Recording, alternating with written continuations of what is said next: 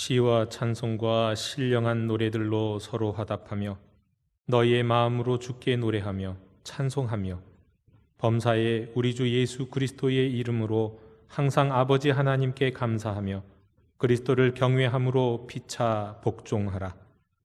하나님은 영이시니 예배하는 자가 영과 진리로 예배할지니라. 아멘.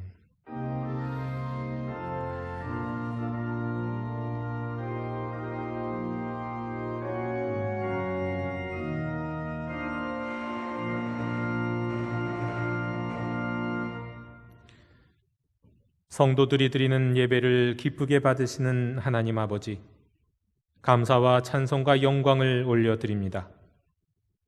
지난 한 주간도 임마누엘의 은혜로 저희들과 동행하여 주시고 오늘은 또한 저희들 심령에 참된 평안과 안식을 주시려고 이렇게 예배의 자리로 인도해 주시니 감사드립니다. 성령님의 인도하심을 따라 진리 안에서 드리는 예배가 되게 해 주시옵소서. 참 예배자가 되게 하여 주시옵소서. 오늘도 세우신 종을 통해 들려주시는 말씀에 귀를 기울이게 하시고 우리를 향하신 하나님의 사랑과 구원의 은혜를 깨닫게 해 주시옵소서. 예수님의 이름으로 기원하옵나이다. 아멘. 다 함께 자리에서 일어나셔서 오늘 이곳에 계신 성령님을 찬양하시겠습니다.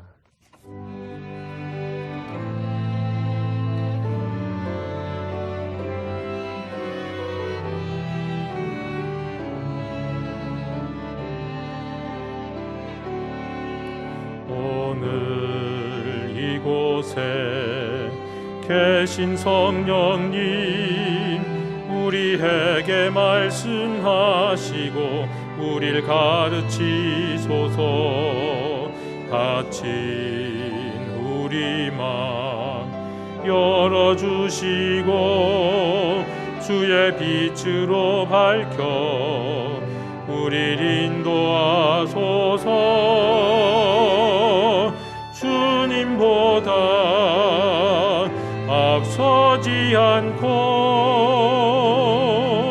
겸손하게 주님의 말씀 기다리니 주님 손에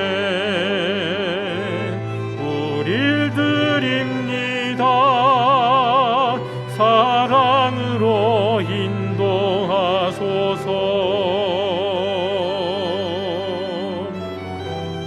창조하신 모습 떠난 우리를 예수님 닮게 빚으소서.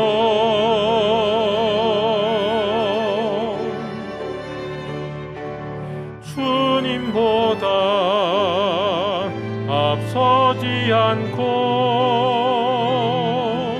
겸손하게 주님의 말씀 기다리니 주님 손에 우릴 드립니다. 사랑으로 인도하소서. 사랑으로 말씀하소서.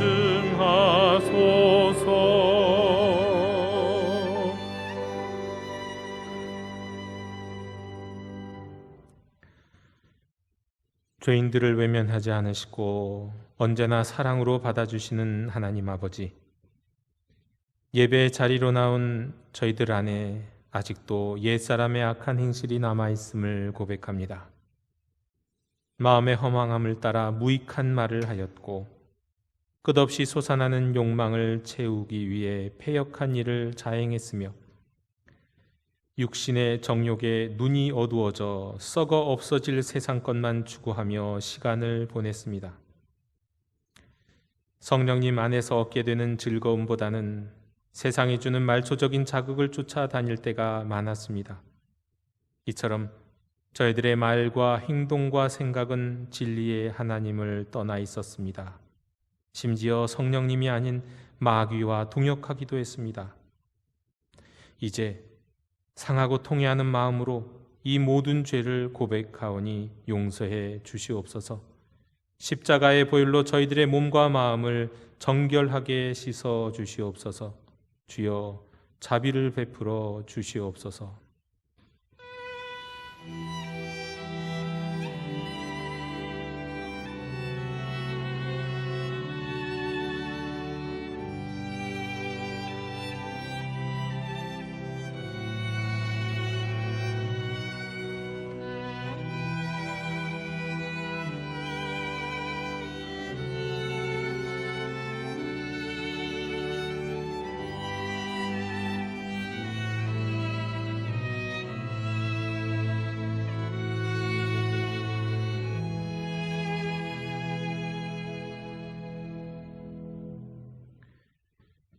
주께서는 용서하시는 하나님이시라. 은혜로우시며 긍휼히 여기시며 더디 노하시며 인자가 풍부하심으로 그들을 버리지 아니하셨나이다. 아멘. 나는 전능하신 아버지 하나님 천지의 창조주를 믿습니다. 나는 그의 유일하신 아들 우리 주 예수 그리스도를 믿습니다. 그는 성령으로 잉태되어 동정녀 마리아에게서 나시고 본디오 빌라도에게 고난을 받아 십자가에 못 박혀 죽으시고 장사된 지 사흘 만에 죽은 자 가운데서 다시 살아나셨으며 하늘에 오르시어 전능하신 아버지 하나님 우편에 앉아 계시다가 거기로부터 살아있는 자와 죽은 자를 심판하러 오십니다. 나는 성령을 믿으며 거룩한 공교회와 성도의 교제와 죄를 용서받는 것과 몸의 부활과 영생을 믿습니다. 아멘. 다 함께 자리에 앉으셔서 성시교독 6번을 교독하시겠습니다.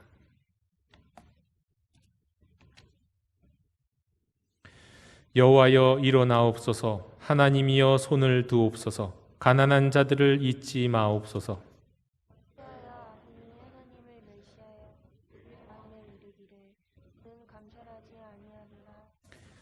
주께서는 보셨나이다. 주는 재앙과 원한을 감찰하시고 주의 손으로 갚으려 하시오니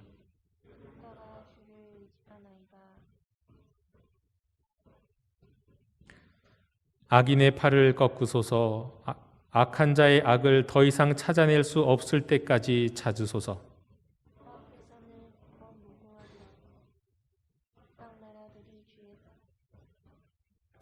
여호와여 주는 겸손한 자의 소원을 들으셨사오니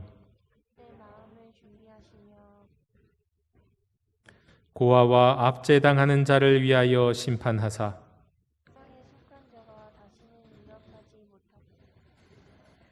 아멘.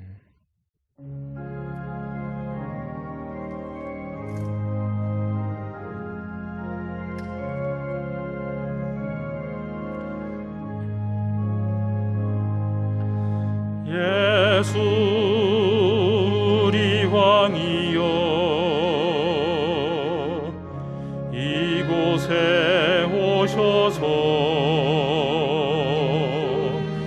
우리가 왕께 드리는 영광을 받아 주소서.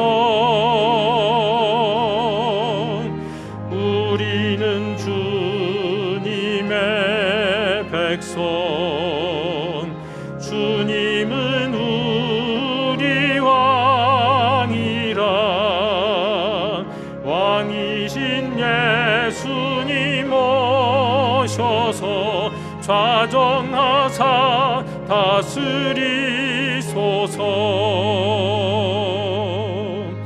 예수 우리 주시여 이곳에 오셔서 우리가 주께 드리는 찬양을 받아 주소서. 우리는 주님의 종들, 주님은 우리 주시라. 주 대신 예수님 오셔서 이 찬양을 받아주소서.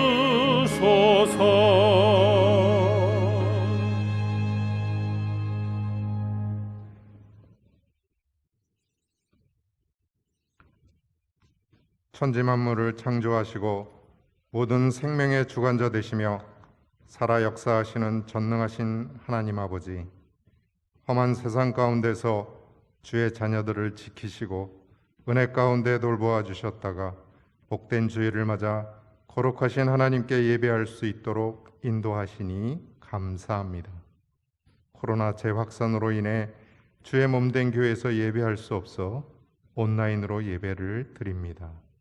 우리가 예배에 집중하기 어려운 환경이지만 예배를 방해하는 것들로부터 지켜주시고 습관적이고 형식적으로 드리는 예배가 아닌 간절히 사모하는 마음으로 하나님께만 집중하게 하시고 영과 진리로 드리는 예배되게 하셔서 하나님의 임재를 경험하는 온전한 예배로 인도하여 주시옵소서. 죄로 인해 죽을 수밖에 없는 인생들을 긍휼히 여기셔서 독생자를 내어주심으로 구원하여 주신 사랑의 하나님 감사합니다. 오직 하나님의 은혜에 감사하며 하나님만 섬기는 것이 당연하지만 우리가 살아온 삶을 돌아보면 우리의 눈에 보이는 욕심을 따라 세상의 물질에 관심을 기울이고 세상이 주는 즐거움을 따라 살아오느라 주님께 드려야 하는 시간과 물질에는 인색하고 안개와 같이 사라질 허탄한 것들을 위해 우리의 시간과 힘을 허비하며 세상의 물질도 섬기고 하나님도 함께 섬겼던 어리석은 죄인들입니다. 우리의 죄악들을 회개하오니 예수님 보혈로 씻어 용서하여 주시고 오직 말씀 따라 공의롭고 정직하게 살아가도록 인도하여 주시옵소서. 모두가 코로나 4차 대유행의 어려운 시기를 지나고 있습니다. 지금의 고난만을 바라보며 두려워하고 불평하기보다 우리의 믿음이 연약해져서 주님으로부터 멀어지지 않도록 지켜주시고 말씀 묵상과 기도를 통하여 주님의 음성을 듣고 우리를 구원하시기 원하시는 그 뜻을 알게 하셔서 오직 주님만을 더욱 의지하고 말씀 따라 말씀이 인도하는 삶이 되게 하시고 오직 하나님의 뜻과 구원의 계획만이 온전하게 이루어짐을 보게 하여 주시옵소서. 교회학교의 여름 성경학교가 영유아 유치부로부터 청년부까지 진행 중에 있습니다. 온라인으로 진행 중이지만 참여하는 학생들이 잘 집중하게 하시고 예비하신 말씀의 은혜를 부어주셔서 모든 학생들의 심령 가운데 말씀이 심겨지게 하시고 말씀과 함께 자라게 하셔서 믿음의 다음 세대들이 살아나는 귀한 여름 성경학교가 되게 하여 주시옵소서. 이를 위해 사랑으로 섬기는 교육자들과 교사들에게 지혜와 능력을 주셔서 어린 심령들을 주님께로 인도하기에 부족함이 없게 하여 주시옵소서. 육신의 질병 가운데 있는 이들과 마음의 병으로 인해 고통받는 교우들을 위해 기도합니다. 육신의 연약함을 체휼하셔서 잘 아시는 주님, 저희의 힘으로 어찌할 수 없어 주님의 도우심을 갈망하는 저희들을 긍휼히 여기셔서 병든 육체를 치유하여 회복하게 하시며 연약한 심령 가운데 주님이 찾아가 주시어 그 마음의 두려움이 사라지게 하시고 주님이 주시는 위로와 평강으로 교우들의 삶이 영적으로나 육적으로 강건하게 하여 주시옵소서. 코로나로 인해 교회의 모든 사역이 위축되어 있습니다. 성령이 주시는 지혜와 명철로 지금 이때에 우리가 감당해야 할 사역이 무엇인지 알려주셔서 주님의 손과 발이 되어 지역을 섬기고 돌보아 생명을 살리고 구원하는 역사를 감당하며 선교의 사역에 힘쓰는 교회 되게 하여 주시옵소서. 말씀을 전하시기 위해 말씀의 사자로 세우신 박경원 담임 목사님께 성령으로 충만하게 하시어 오직 주님의 말씀만을 전하게 하여 주시고 말씀을 듣는 저희의 마음을 주장하셔서 사모한 마음으로 받게 하시고 성령의 도우심으로 우리의 심령이 새롭게 변화되어 말씀의 능력으로 세상을 이기고 승리하게 하여 주시옵소서. 정성으로 준비한 할렐루야 찬양대의 특송을 기쁘게 받아주시고 예배를 위해 섬기는 모든 손길들을 기억하시고 합당한 은혜를 베풀어 주시옵소서. 이 모든 말씀을 우리의 구원자이시며 산 소망이신 예수 그리스도 이름으로 기도합니다. 아멘.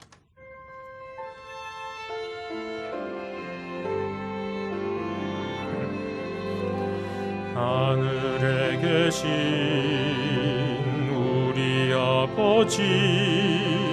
아버지의 이름을 거룩하게 하시며 아버지의 나라가 오게 하시며 아버지의 뜻이 하늘에서와 같이 땅에서도 이루어지게 하소서.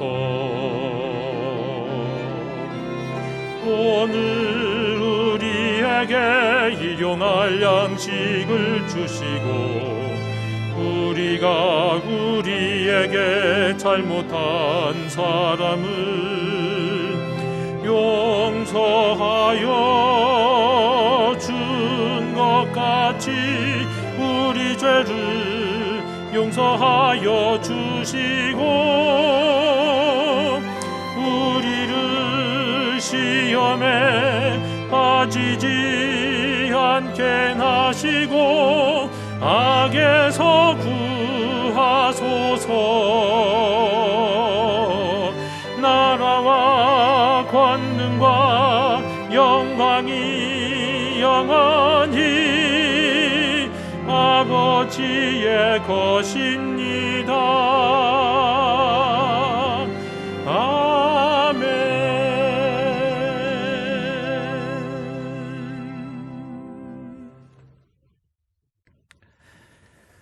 공동체 소식을 전해드리겠습니다. 오늘은 선교 주일로 지킵니다. 우리 교회가 후원하고 있는 기관 및 교회를 주보에 실었습니다. 노회에서 지원하고 또 국내 국외 지원하는 우리 선교사님 그리고 우리 국내에 있는 여러 기관들 여러분 이름 하나하나 기억하시면서 기도하실 때 이 이름을 붙들고 기도해 주시면 좋겠습니다. 코로나19 재확산으로 인해서 7월 12일부터 원래 2주간 예정되어 있던 4단계 방역 단계가 또 2주간 연장이 되었습니다. 8월 8일까지입니다. 그래서 주일 예배를 포함한 모든 예배를 우리 가정에서 온라인으로 드리게 됐습니다. 이번 비대면 예배가 마지막 비대면 예배가 되기를 그리고 속히 또 우리가 대면하며 예배 드릴 수 있게 해달라고 우리 함께 기도해 주시기를 부탁드립니다. 다음 주일 3부 예배 후에 당회 모입니다. 교회학교 여름 성경학교 일정을 우리 좀 주목해서 봐주시면 좋겠습니다. 영유아부 유치부가 지난주와 또 오늘 이 시간까지 성경학교를 진행하고 있고요. 또 유년부가 어제와 또 오늘 이 시간 성경학교를 진행하고 있습니다. 소년부는 오늘 이 시간 그리고 다음 주일까지 그리고 청소년부는 7월 31일, 8월 1일 이틀 청년부는 8월 7일, 8월 8일 이틀 성경학교 및 수련회를 온라인으로 비대면으로 진행합니다. 비대면이지만 이 과정, 이 시간을 통해서 우리 자녀들의 마음속에 하나님의 말씀의 씨앗이 심겨질 수 있도록 기도해 주셨으면 좋겠습니다. 교육자들과 선생님들을 위해서 여러분 기도해 주십시오. 축하드립니다. 우리 2교구 17세의 김아름 교우님 등려하셨습니다. 참으로 축복하고 환영합니다. 이상으로 교회 소식을 모두 전해드렸습니다. 이제 다 함께 자리에서 일어나셔서 말씀을 위한 찬송을 함께 부르시겠습니다.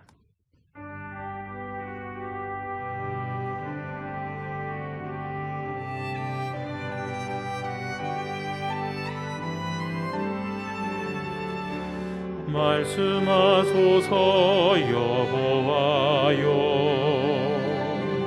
온 맘 다하여 듣겠나이다.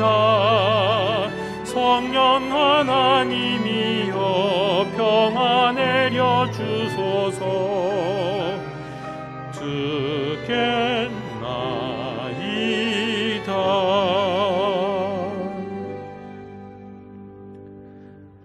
오늘 우리에게 주시는 하나님의 말씀은 요한계시록 21장 1절로 5절의 말씀입니다. 하나님의 말씀을 경청하십시오. 또 내가 새 하늘과 새 땅을 보니 처음 하늘과 처음 땅이 없어졌고 바다도 다시 있지 않더라. 또 내가 보매 거룩한 성 새 예루살렘이 하나님께로부터 하늘에서 내려오니 그 준비한 것이 신부가 남편을 위하여 단장한 것 같더라. 내가 들으니 보좌에서 큰 음성이 나서 이르되 보라, 하나님의 장막이 사람들과 함께 있음에 하나님이 그들과 함께 계시리니 그들은 하나님의 백성이 되고 하나님은 친히 그들과 함께 계셔서 모든 눈물을 그 눈에서 닦아주시니 다시는 사망이 없고 애통하는 것이나 곡하는 것이나 아픈 것이 다시 있지 아니하리니 처음 것들이 다 지나갔음이러라. 보좌에 앉으신 이가 이르시되 보라, 내가 만물을 새롭게 하노라 하시고 또 이르시되 이 말은 신실하고 참되니 기록하라 하시고. 아멘. 자리에 앉으시겠습니다.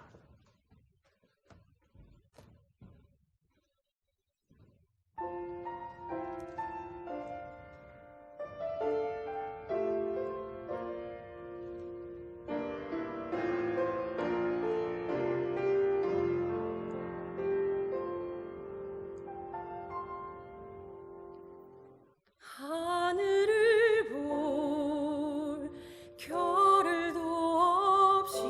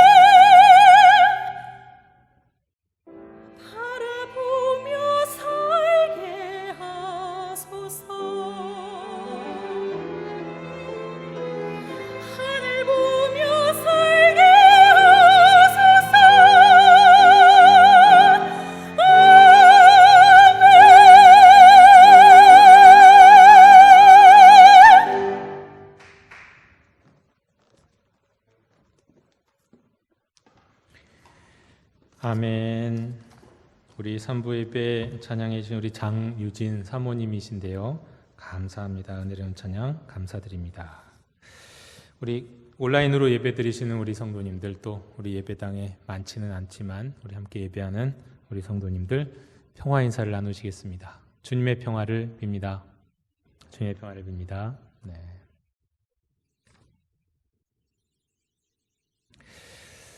폭염으로 인해서 무척 더운 날씨가 계속되고 있습니다. 방역 단계가 4단계에 이르르면서 날씨도 함께 더워진 것 같습니다. 우리나라도 어쩌면 역대 최고의 무더위를 기록할지도 모른다는 보도도 있었는데 아직까지는 그렇지는 않은 것 같습니다. 뉴스를 보면 세계적으로 기상이변 속보가 아주 많습니다. 특히 이제 서유럽, 독일, 또 중국에서 엄청난 폭우와 또 사상자 소식이 전해졌습니다. 하나님께서 이전 기상이변 때문에 괴로워하는 모든 분들을 어루만져 주시기를, 또 구원해 주시기를 빕니다. 그런데 이제 이런 것들이 이제는 점차 이런 기상이변들이 일상화되는 느낌이 있습니다. 이전에는 어쩌다 한번 있는 일인데 요즘은 그냥 매일 일어나는 일, 어디선가 일어나는 일, 그리고 곧 우리에게도 곧 닥칠 것 같은 그런 일로 다가옵니다. 작년에 미국의 한 지역에서는 그런 경우도 있었습니다. 어제는 33도의 찜통 더위였는데 오늘 영하 2도에 폭설이 내려서 15cm 눈이 쌓였던, 정말 무슨 영화에나 나올 만한 그런 기상이변이 작년에 미국에서 있었습니다. 근데 이런 것들이 다 이제 얼마 지나지 않으면 마치 이게 일상이 될지도 모르겠다는 생각이 듭니다. 폭우, 우박, 폭염, 폭설, 혹한, 해수면 상승. 장난이 아닙니다. 빌 게이츠가 그랬죠. 수년 전에 코로나가 유행할 것이라는 것을 예견했었기 때문에 굉장히 유명해지고, 또 그것 때문에 음모론의 아주 또 주인공이 되기도 했었는데, 이 빌 게이츠가 했던 얘기 중에 그보다 더 중요한 일이 있다, 그보다 더 무서운 일이 있다, 우리 앞에 다가오고 있다 라고 얘기를 했습니다. 그게 바로 기후 재앙입니다. 현재 매년 500억 톤의 온실가스를 배출하고 있는데 이상이죠. 계속 그게 줄이자고 탄소 배출을 줄이자고 해도 계속 늘어나고 있습니다. 이것을 속히 제로로 만들지 않으면 큰일 난다. 온실가스가 줄어들지 않으면 정말 기온이 급히 상승하게 될 것이고, 해수면도 급히 상승하게 되어서 많은 나라들, 많은 도시들이 사라질지도 모른다는 것. 이게 그냥 하나의 기후가 아니라 거의 예정된 지금 수순을처럼 밟아가지고 있습니다. 지구는 산업혁명 이전까지 1만 년 동안 1도 올랐다고 합니다. 평균 온도가 1만 년 동안. 그런데 지난 1850년 이제 기온을 제대로 정확하게 재기 시작한 그때부터 지금까지 1도 이상 오른 것 같고요. 그리고 그때 기준으로 1.5도 이상을 올라가기 시작하면 굉장히 기후에 커다란 문제들이 많이 발생하기 시작하는데, 그때가 언제냐? 2028년이라고 하죠. 곧 다가옵니다. 얼마 전까지만 해도 좀 늦게 일어날 줄 알았는데 점점점 그 시간이 지금 줄어들고 있습니다. 30년 전 위성의 북극 사진을 찍은 것을 봤고요. 최근에 찍은 것을 또 동일한 자리에서 찍은 걸 봤는데 정말 너무나도 확연하게 북극의 얼음들이 녹아있는 것을 보았고, 남아있는 북극의 빙하도요 얇아졌어요. 그게 그냥 사진에 보입니다. 해수면 상승이 예상되기 때문에 뉴욕은 네덜란드처럼 지금 방벽 제방을 쌓기 시작했고요. 인도네시아는 수도를 옮긴다는 사실 알고 계시죠? 그린피스가 공개한 2030년 한반도 대홍수 시뮬레이션에 따르면 지금처럼 해수면이 상승하고, 만약에 이제 2030년에 10년에 한 번 정도 오는 그런 대홍수가 만약에 오게 된다고 했을 때 어떤 일이 벌어질 수 있느냐? 해안가에 있는 많은 집들이 침수당할 수 있고요. 가까이는 우리 목동에 있는 SBS 주변이 다 침수가 되고, 우리 성도님들도 사시는 마곡동부터 그 남쪽, 그 하류 쪽으로 상당히 많은 땅들이 침수 피해를 입는다고 합니다. 지금도 생생하게 기억나죠? 동남아시아의 쓰나미 영상들 기억나시죠? 뉴스에 나왔던 것들. 그리고 일본의 쓰나미도 너무 생생하게 기억나지 않습니까? 시커먼 물이 점점 불어오르더니 순식간에 길을 덮고 차들을 삼키고 사람들을 삼키는 장면 말이죠. 그런데 문제는 이러한 예측이 극단적인 비관이 아니라 오히려 지나친 낙관에 해당된다는 거예요. 어쩌면 이게 지나친 낙관이다. 마치 어느 시점이 잘 되면은 급발진 차량이 갑자기 가속하는 것처럼 순간적으로 기후가 급격하게 변할 수 있다. 네. 이것이 지금 과학적으로 예측되고 있는 지금 우리의 미래입니다.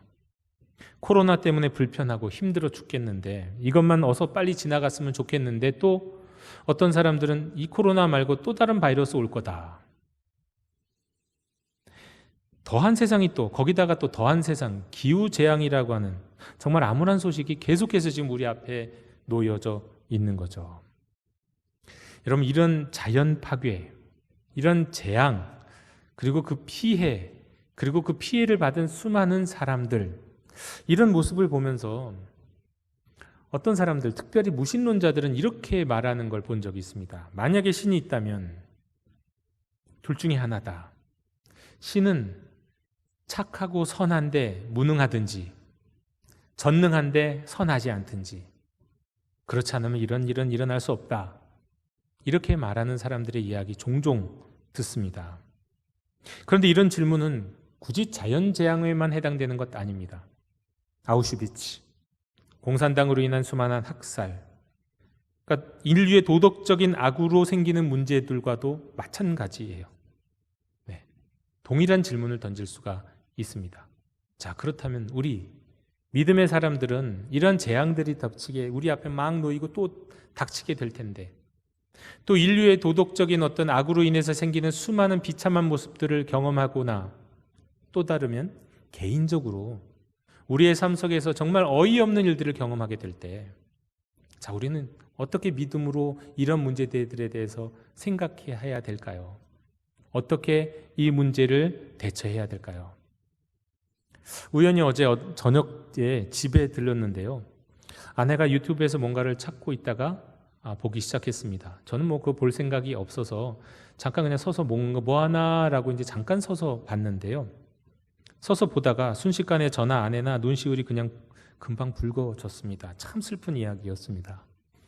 어떤 교회 목사님, 사모님 출신 사모님이셨죠. 이전에 사모님의 이야기였는데요. 그 사모님이 이제 남편 목사님이 담임 목사로 부임한 지 한 달이 되지 않았을 때 첫 번째 사건이 일어납니다. 목사님은 신방 중이고 둘째 아들이 5살이었는데요. 태권도 학원 갔다가 이제 돌아올 시간쯤 됐는데 학원에서 전화가 왔습니다. 아이가 넘어져서 병원에 갔으니까 병원으로 오라고요. 아니 뭐 아이가 넘어졌다고 병원을 갑니까? 집으로 오지? 그렇게 물어봤더니 그냥 병원으로 별 말 없이 그냥 있더래요.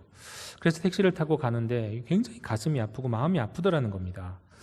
그래서 병원 응급실로 갔더니 아들이 얼굴 살짝 긁힌 자국 빼고는 너무나도 멀쩡한데 간호사가 하는 말이 뇌사에 빠졌습니다. 그랬다는 거예요. 학원차가 아이가 내린 다음에 제대로 뒤를 보지 않고 후진하다가 아이를 치었다는 겁니다.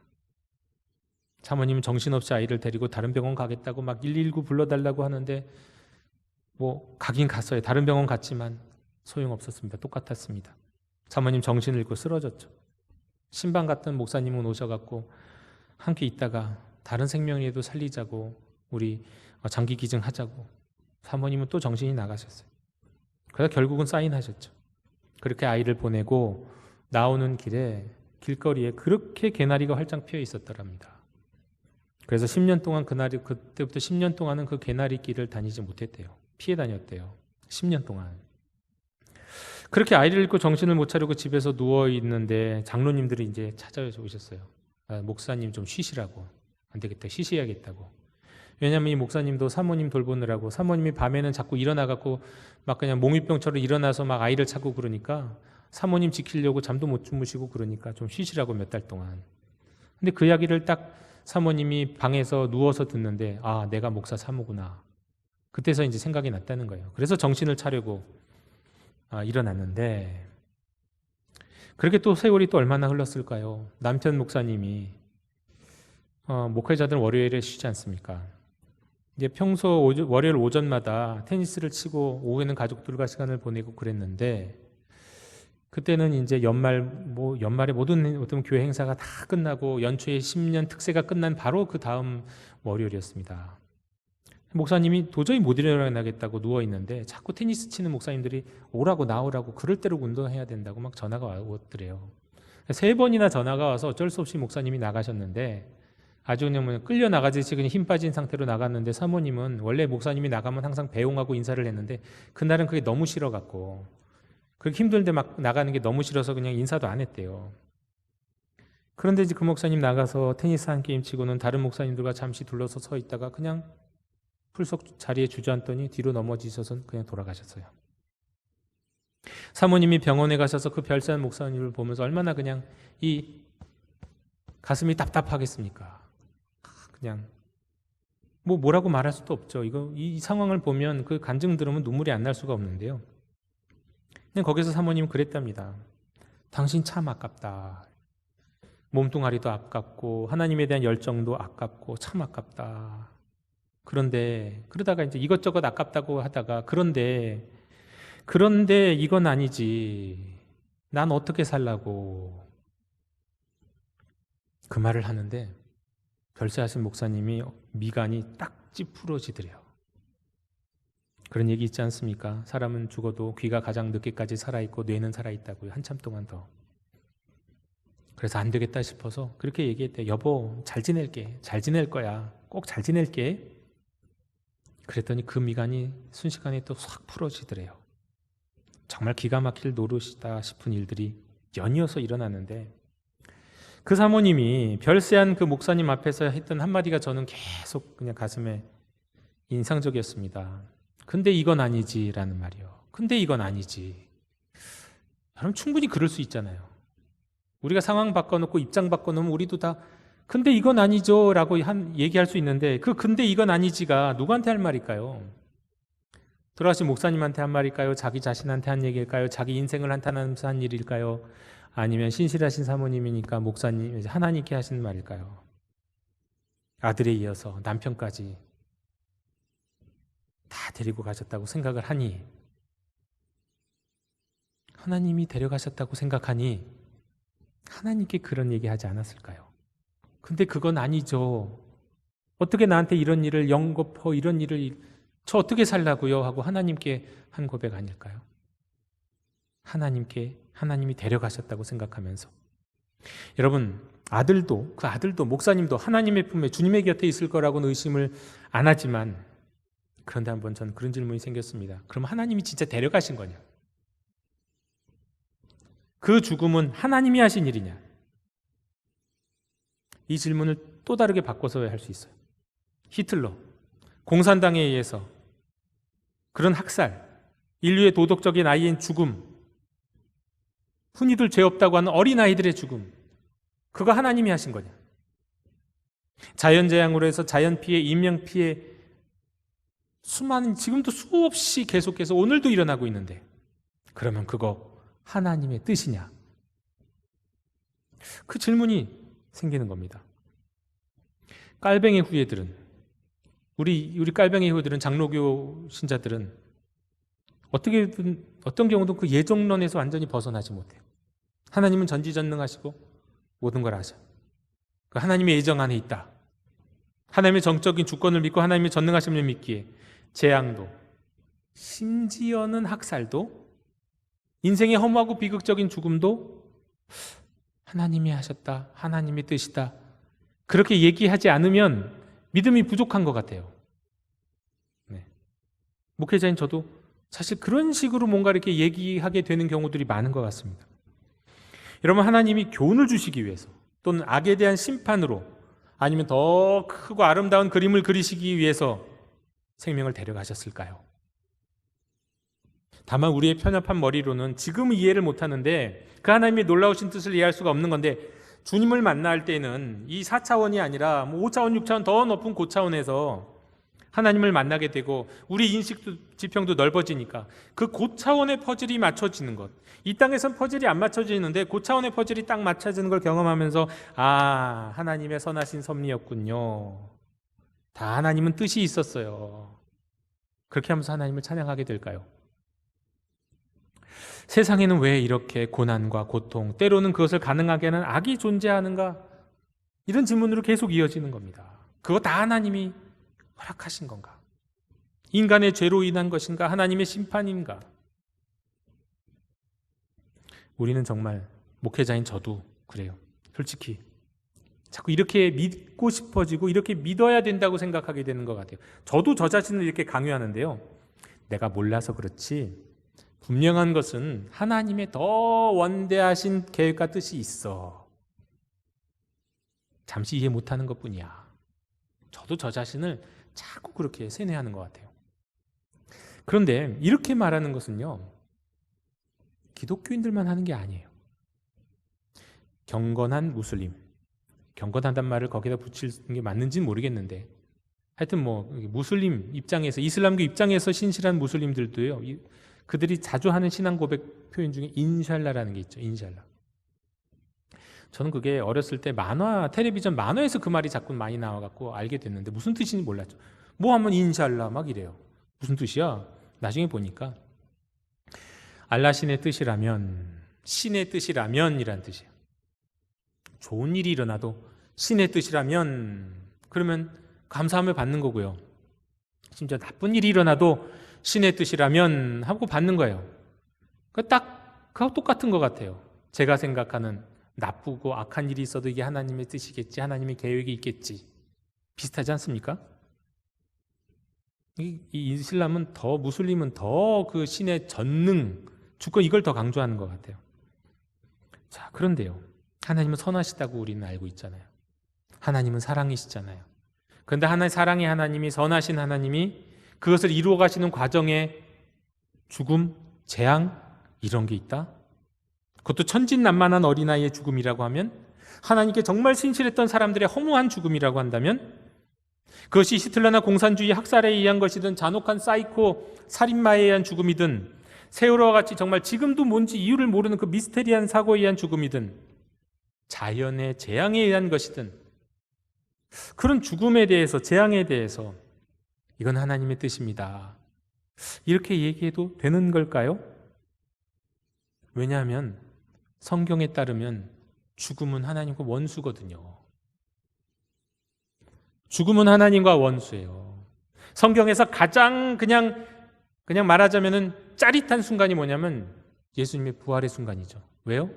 죽음이 죽었거든요. 죽음을 멸했던 순간이거든요. 온 인류를 그냥 꽉 잡고 있던 그 죽음을 향해서 너는 이제 끝났어 하면서 죽음을 멸했던 순간이 예수님이 부활하셨던 순간이거든요. 가장 짜릿한 순간이에요. 그런데 하나님이 그런 죽음을 이용하신다? 여러분, 이런 상황에 대해서 우리가 혹시 잘못된 신앙적인 표현과 이해는 이게 사실 세상의 오해를 받기도 합니다. 예를 들어서 이런 거 실제로 있었죠. 전 정권에서 국무총리로 지명됐던 분이요, 장로님이었는데 청문회 과정에서 낙마한 적이 있습니다. 근데 이유가 뭐였냐면 그분이 신실하신 장로님이었던 것 같은데 어떤 간증 집회에서 이렇게 얘기를 한 거예요. 일제 36년의 식민지 역사는 하나님의 뜻이었습니다. 그러니까 그 말을 딱 잡고 이런 역사관을 갖고 있는 사람이 어떻게 국무총리가 되느냐. 예? 근데 가만히 보십시오. 일제 36년의 식민지 역사는 하나님의 뜻이었습니다. 인샬라, 뭐 그런 거 같지 않나요? 이 주님의 뜻에 신실한 순종 같기도 하고 막 그런 고결함이 느껴지고 뭐 그러진 않나요, 혹시 여러분? 그런데 적어도 그게 아니라는 거예요. 성경에서는 죄에 대해서, 고난에 대해서, 고통에 대해서, 재앙에 대해서, 죽음에 대해서는 적어도 그것이 혹시 나의 일이라면 혹시 뭐 더 큰 관점에서 그렇게 아멘할 수도 있지만 다른 사람에 대해서, 이 세상에서 일어나고 있는 데에 대해서는 그렇게 말해서는 안 된다는 겁니다. 이 모든 과정을 이해하기 위해서 이제 적어도 성경이 말씀하시는 좀 큰 그림을 이해할 필요가 있는데요. 바로 오늘 말씀 요한계시록 21장 1절의 말씀을 주목하면 이 한 절에서 상당히 명확하게 드러나는 부분이 있습니다. 뭐냐? 또 내가 새 하늘과 새 땅을 보니 처음 하늘과 처음 땅이 없어졌고 바다도 다시 있지 않더라. 인류와의 역사와 우주의 종말에 어떤 일이 일어날지 성경을 통해 말씀하시는 가장 분명한 비전이 요한계시록 21장에 담겨 있는데요. 그 중에서도 바로 이 1절 한 절에 많은 게 담겨 있어요. 여기에는 세 지점이 나옵니다. 새 하늘과 새 땅, 그리고 처음 하늘과 처음 땅, 바다. 새하늘과 새 땅이 우리의 영원한 미래. 처음 하늘과 처음 땅, 이건 태초에 하나님이 창조하신 거.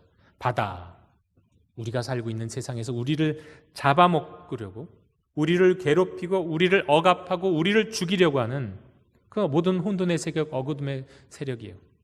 이스라엘 백성들이 홍해를 건너 걸어갔을 때 그 홍해의 물이 침범치 못하도록 하나님이 막고 계셨는데 바로 그 홍해의 물, 그게 바다인데 우리가 살고 있는 세상은 바로 그런 세상이에요. 우리가 살고 있는 세상은요. 여러분, 이 세상에는요 크게 4가지 주체 세력이 있어요. 역사를 움직이고 영향을 미치는. 첫째가 하나님이시죠. 하나님이 천지를 창조하셨잖아요. 창조하신 하나님. 두 번째 세력은요, 인간. 하나님이 인간에게 자유의지를 주셨어요. 세 번째 세력은 자연. 하나님은 자연에게도 자유를 주셨어요. 자유의지는 아니랄지라도 자유를. 네 번째로 영적 세력들이에요. 우리가 성경에서 보는 천군, 천사나 마귀들이요, 악령들이죠. 이런 세력들은 지금 우리가 살아가고 있는 이 세상이 바다처럼, 때로는 바다처럼 우리를 위협하는 것으로 나타나기도 합니다. 자, 그런데요, 왜 그러면 우리가 살아가고 있는 지금 이 세상에서는 그런 바다와 같이 우리를 괴롭히고 슬프게 하고 아프게 하는 악과 죄가 만들어지는가? 이렇게 설명드릴 수 있을 것 같아요. 제 설명이 다 모든 것을 설명하는 건 아닌데요, 이렇게 설명드릴게요. 하나님은 자유의 하나님이시기 때문입니다. 하나님 자유를 너무 좋아하세요. 그래서 우리를 자유의지 가진 사람으로 만들어서 우리가 자유로운 응답으로 하나님을 찬양하고 사랑하기를 원하세요. 하나님 그렇게 자유를 좋아하세요. 심지어는 우리에겐 자유의지를 주셨다면 이 세상의 모든 피조물들에게는 자유를 주셨죠. 영적인 세력에게도 자유가 있어요. 자유. 자, 그런데 그 자유의지라고 하는 것이 때로는 선을 택할 수도 있고 때로는 악을 택하기도 하죠. 하나님은 그 자유의지를 갖고 있는 우리 사람들에게 자유의지를 주셨기 때문에 우리가 악한 일을 하더라도요, 하나님이 우리에게 주신 의지잖아요. 의지를 존중하세요. 악한 일, 죄란 죄, 악한 일을 벌이면 그것 때문에 고통스러워하시면 마음 아파하시지만 그것을 인내하세요. 가해자의 죄를 인내하세요. 반면에 그렇다면 가해자가 있으면 피해자가 있겠죠. 피해자의 고통에는 어떻게 응답하실까요? 함께 하세요. 그 고통을 함께 괴로워하세요. 그러면서 우리에게 자유의 의지를 주신 거예요. 그래서 우리는 자유를 선택하죠. 그래서 우리는 선을 선택하고 악을 선택하기도 하고, 그 과정 속에서, 그 자유의지와 자유 속에서 우리가 생각하는 재앙이나 우리가 생각하는 악, 인류의 도덕적 악들이 나타나는 겁니다. 그 가운데서 죽음이라는 것도 생긴 거고요. 그런데 하나님은 결코 그런 것들을 기뻐하지 않으세요. 죽음, 재앙, 이건 하나님의 뜻이 될 수가 없어요. 예레미야 29장 11절에 보면 너희를 향한 나의 생각을 내가 아나니 평안이요 재앙이 아니니라. 너희에게 미래와 희망을 주는 것이니라. 우리를 향한 하나님의 생각은요, 재앙이나 죽음이 아니라는 거예요. 계획은 그게 아니라는 거예요. 항상 미래와 희망을 주시는 게 하나님의 계획이고 뜻이에요. 그런데 우리의 자유의지, 이 자연이 갖고 있는 자유, 우리의 자유의지는 잘못 사용돼서 악과 죄로, 학살로, 인류의 도덕적 악으로 나타나지만 자연에 있는 자유는 어떻게 나타날까요? 종종 나타나는 쓰나미라든가 이런 대재앙으로 나타나죠. 그리고 역사를 보면 이 지구의 역사를 보면 가끔씩 어떤 생명들이, 대규모 생명들이 멸종하는 일들이 일어나요. 뭐 공룡 등 같은 거. 자연에서 일어나는 일이잖아요. 자연의 자유. 그런데 하나님은 그것을 놔두지 않으세요. 그것을 기뻐하지 않으세요. 그래서 이렇게 얘기할 수 있을 겁니다. 오늘 말씀에 따르면 새 하늘과 새 땅, 처음 하늘과 처음 땅, 바다, 여러분 이것을 역사의 새 측면으로 우리가 바라볼 수 있어요. 시간의 새 차원으로. 첫째, 새 하늘과 새 땅이 아니라 처음 하늘과 처음 땅. 이것은 하나님이 창조하신 땅이에요. 창조하신 세상이에요. 처음 창조하신 세상. 이건 무로부터 세상을 창조하셨죠. 그리고 시간을 창조하실 때 있었던 빛이 있으라 했을 때 그 빛과 같은 첫 창조예요.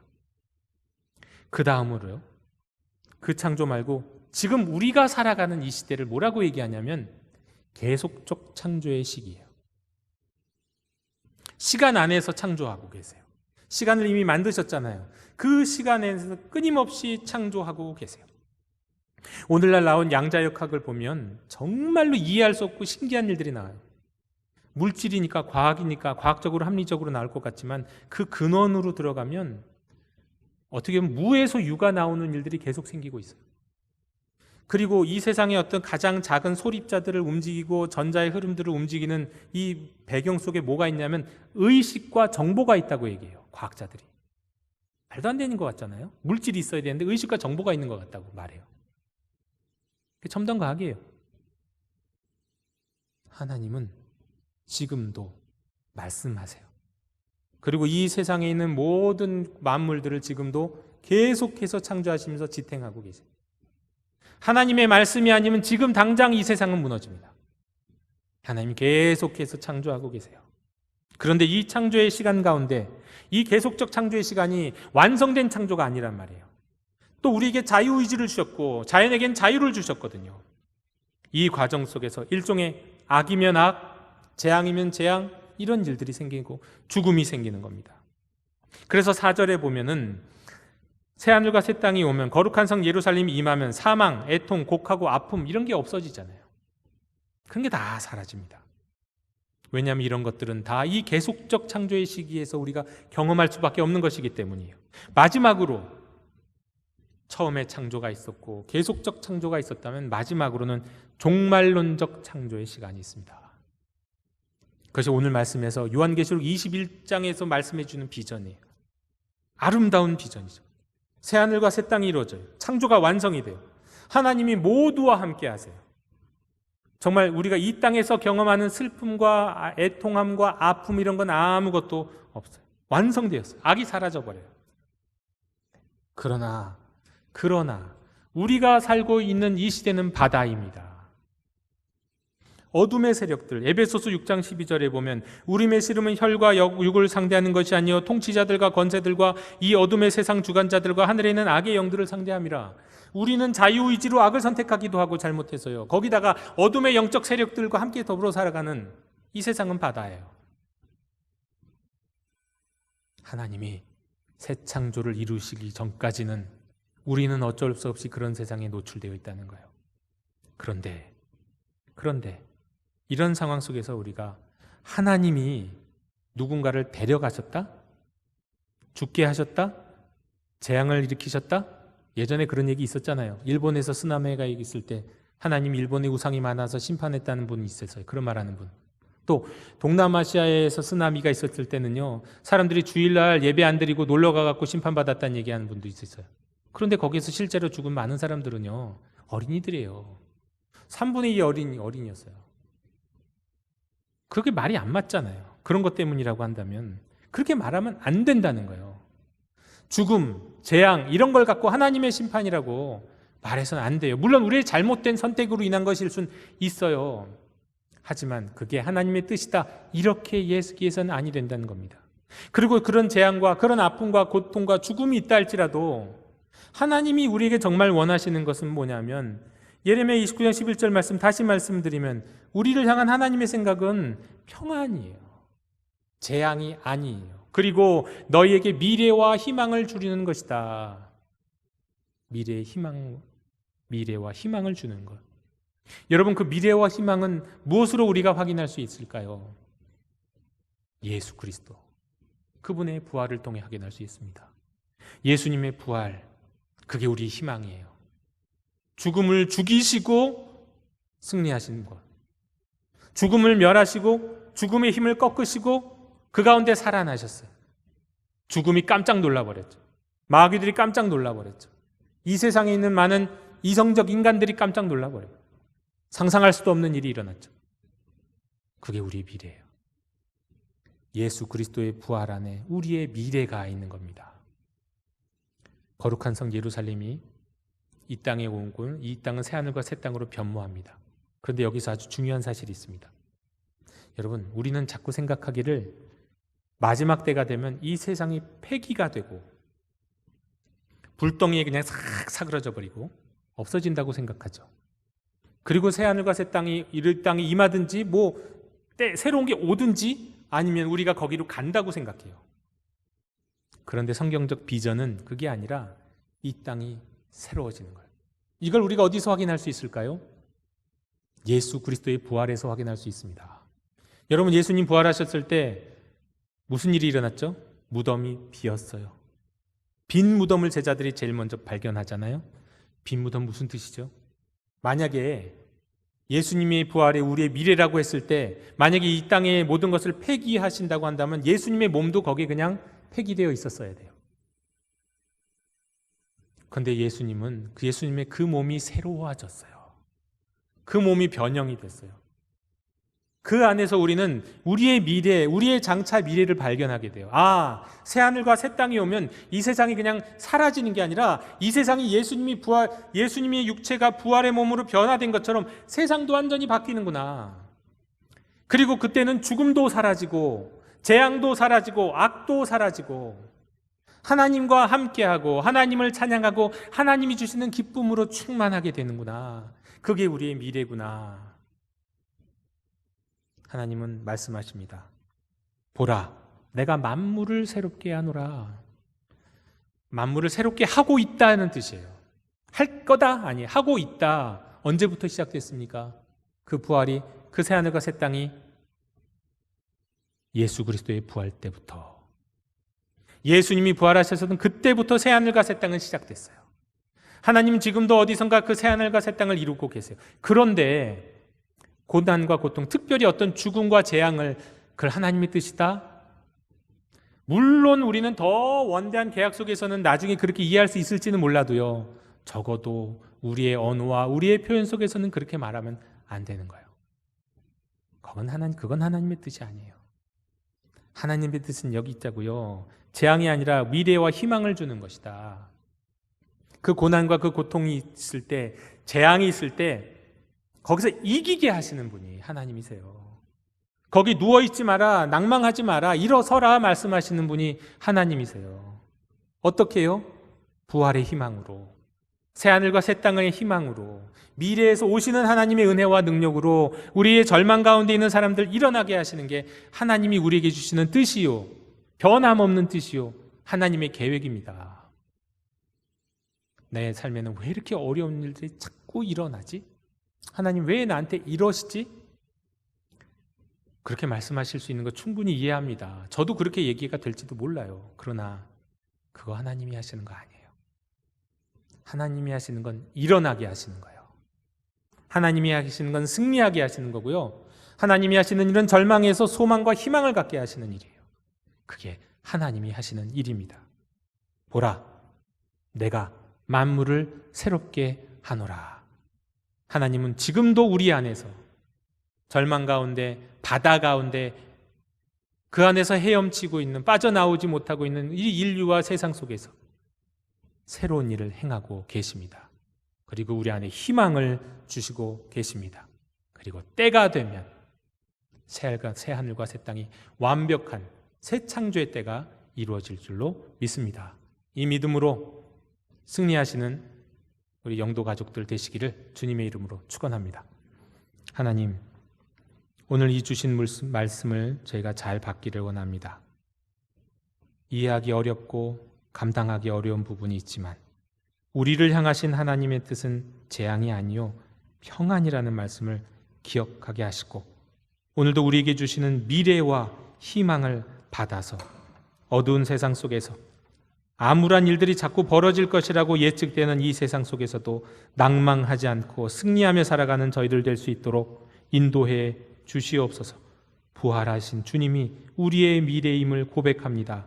저희도 부활의 때를 갈망하오니 이 세상을 부활시키실 그때가 속히 올 수 있도록 하나님 인도해 주시옵소서. 그때까지 믿고 기다리는 저희들 될 수 있도록 도와주시옵소서. 예수님의 이름으로 기도드립니다. 아멘. 이 시간 응답의 찬송 486장 부르시며 봉헌하시겠습니다.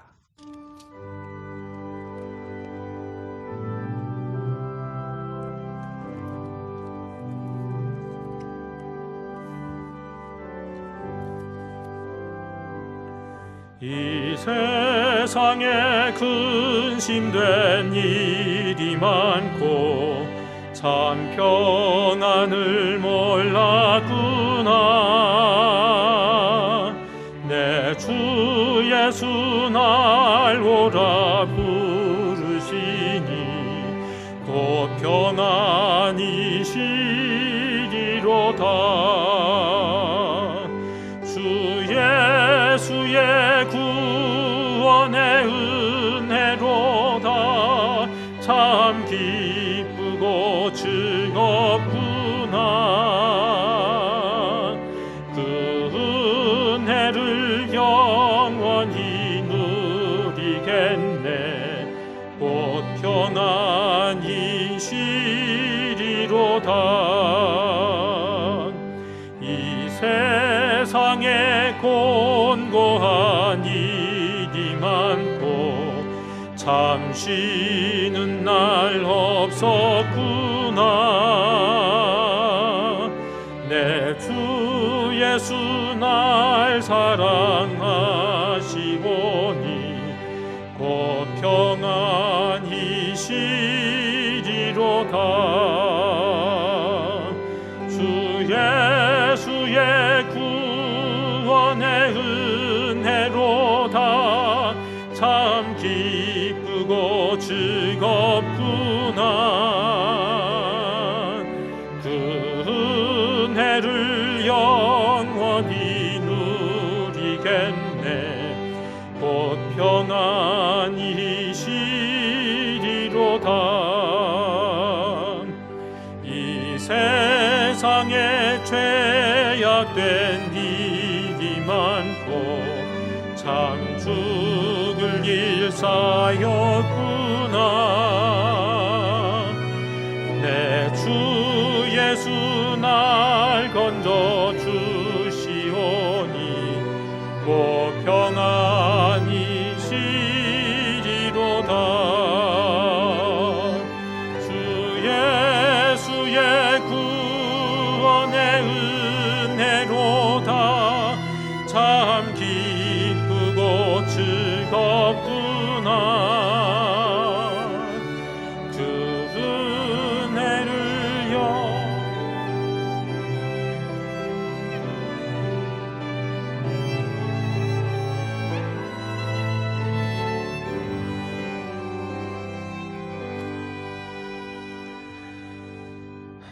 성령님이 임하시면 땅끝까지 주님의 증인이 될 것이라 말씀하시고 명령하신 주님, 오늘 드리는 특별히 우리 선교 헌금이 하나님께서 우리 교회에 원하셨던 사명에 귀히 쓰임받을 수 있도록 인도하여 주시옵소서.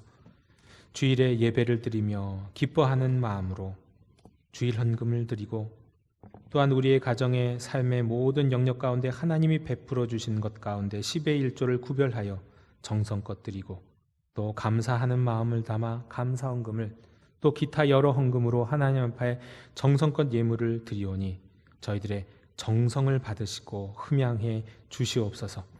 먼데 있는 사람들, 마음이 아픈 사람들, 괴로운 사람들에게 너희를 향한 나의 뜻은 내가 안 하니 평안이요 재앙이 아니니라 말씀하여 주시고 평안한 마음과 평안한 삶을 인도해 주시옵소서.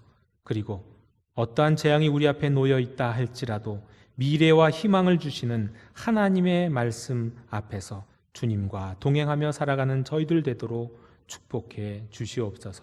예수님의 이름으로 감사하며 봉헌기도 드리옵나이다. 아멘. 다 함께 자리에서 일어나셔서 결단의 찬양을 함께 부르시겠습니다.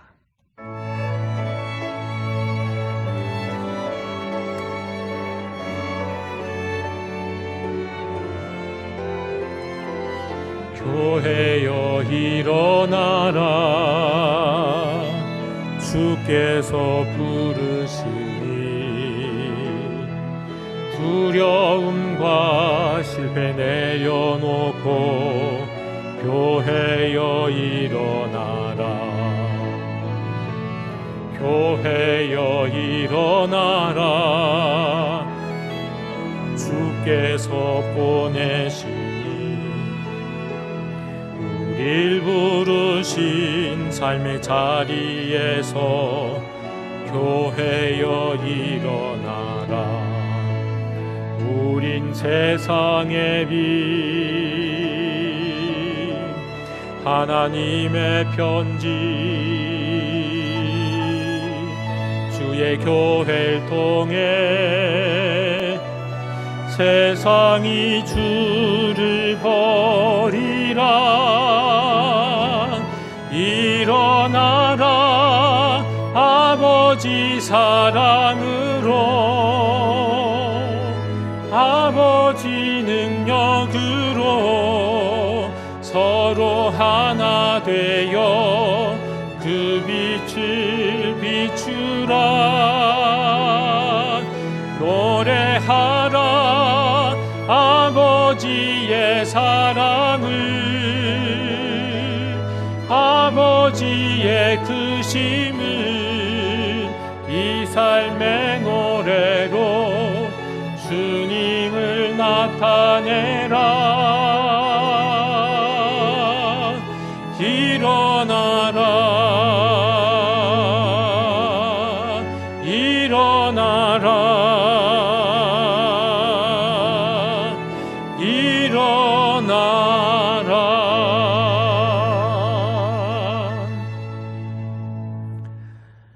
지금은 우리 구주 예수 그리스도의 은혜와 하나님의 크신 사랑과 성령님의 교제가 보라 만물을 새롭게 하노라라는 이 말씀에서 우리 외 미래와 희망을 발견하고 낭망하지 않고 절망하지 않고 재앙 가운데서도 일어서기를 원하는 모든 하나님의 백성들 머리 위에 지금부터 영원토록 함께 계시기를 축원하옵나이다. 아멘.